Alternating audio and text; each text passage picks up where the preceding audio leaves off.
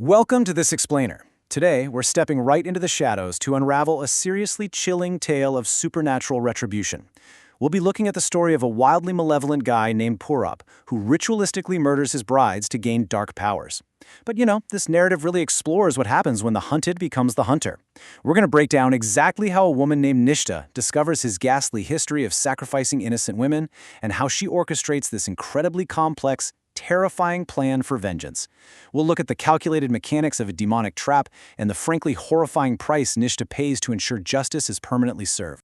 Okay, let's dive right into this. Picture this, a desolate, totally abandoned graveyard in the dead of night. It's freezing cold, wild animals are howling in the dense forest all around, and insects are just crawling everywhere. Right in the middle of this terrifying setting stands Nishta, a 22-year-old woman dressed entirely in black. Her hair is untied, she's standing on one leg, and she's reciting this forbidden mantra. Om Bhakshanaya Namah. Om Shatru Nashaya Namah. If we translate that, it's essentially an invocation to a devourer, a destroyer of enemies. And this isn't just some spooky late-night chant. She is actually on the 11th and final day of a highly forbidden tantric ritual. So what exactly is she trying to achieve here? Well, she's summoning a Bhakshani. The source material describes this as a genuinely terrifying demonic entity summoned through forbidden tantra, an entity that literally feeds on the life force and blood of its targets. During her ritual, a dark shadow spirit physically attacks Nishta, throwing her straight to the ground and warning her that this path leads to absolutely nothing but death. But Nishta, she doesn't even flinch. She boldly declares that to gain something, a sacrifice has to be made, and she is entirely prepared to sacrifice herself. With that, her body starts bleeding as if twisted by unseen forces, and the Bhakshani actually appears, sealing this deadly pact by entering a small clay pot. Part 1. The Catalyst and Deception. So why would a young woman willingly forfeit her own life to summon a demon? To understand the present, we have to look back at a tragic event from the past. The catalyst for all of this dark magic is the horrific fate of Nishta's sister, Purvi. Now, what's really interesting about this slide is the stark, frankly terrifying contrast of our antagonist, Purav.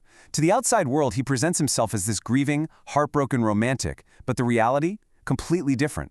On Purvi and Purab's wedding night, Purvi wakes up all alone in a dark mansion. When she finally tracks Purab down, the man she loves is just gone. In his place is a ruthless dark practitioner wearing black robes, his forehead smeared with black ash, and his eyes just filled with bloodlust. Without even a moment of hesitation, he performs a dark ritual, grabs a dagger by a fire pit, and beheads his new bride, echoing with sinister laughter. His horrific end goal? Immortality. And that brings us to a truly shocking number: 6. Purvi wasn't just a tragic accident or, one-time crime of passion. She was the 6th innocent bride that Purab had ritualistically sacrificed. To put that into perspective, he had been systematically marrying women solely to murder them on their wedding nights. He was stealing their life force just to feed his own dark rituals. So how does a monster like this keep hunting without getting caught? Well, it requires an incredibly meticulous timeline of deception. After Purvi disappears, her roommate Megha is understandably worried sick. She reaches out to Purab for answers, and Purab just completely flips the script. He plays the devastated victim, claiming Purab abandoned him at the altar and broke his heart. By playing on Megha's sympathies, he slowly, calculatingly manipulates her. Comfort turns into affection, and soon enough, the grieving romantic proposes to Megha. He successfully lures her right into his web, convincing her to have a highly secluded mountain wedding. Part 2. Setting the lethal trap. The tension in the source material at this point is just palpable. Purab absolutely believes he has successfully secured bride number 7. He thinks he's the ultimate predator, completely unaware that the narrative is about to violently turn against him. The preparation steps for this mountain wedding are entirely unorthodox. There's no priest, no guests. Actually, scratch that. It's literally just Purab, a fire pit, and a large stone that is already stained with blood. He's standing there in his dark ritual garments, chanting. But then, these bizarre supernatural omens start bleeding into his reality. First, he hears a loud crash and finds a mysteriously broken clay pot sitting in the courtyard. Then, as he takes his bride's hand to begin the dark marriage vows, he feels this massive supernatural jolt. He senses a powerful force interfering, but in his absolute arrogance, he just rushes through the mantras to quickly finalize the marriage, totally believing he's still the one in control. So he finishes the rushed vows, approaches the bed where his bride is sitting silently, and he lifts the bridal veil. But the ground completely shifts beneath his feet. The woman sitting there, it is not Megha. It's the Bhashini. Purab starts protesting, screaming that he put the wedding garland on Megha, but the demon simply replies that by finalizing those marriage vows, he has handed over his body and his soul directly to her. Part 3. The climax and the price. So the crucial point is, how on earth did the Bhashini get there, and what happens now that the trap has been sprung? The demonic entity immediately chokes Purab, silencing his dark mantras, before transforming into a mesmerizingly beautiful woman and pulling him into a hypnotic trance for the entire night. The very next morning, the pieces of this wild puzzle violently click into place. Purab wakes up completely, totally paralyzed. A terrifying shadow laughs at him from the ceiling fan. And then, Nishta walks into the room. She breaks down her master plan for him. It turns out Nishta had secretly followed her sister to the mansion on that fatal night.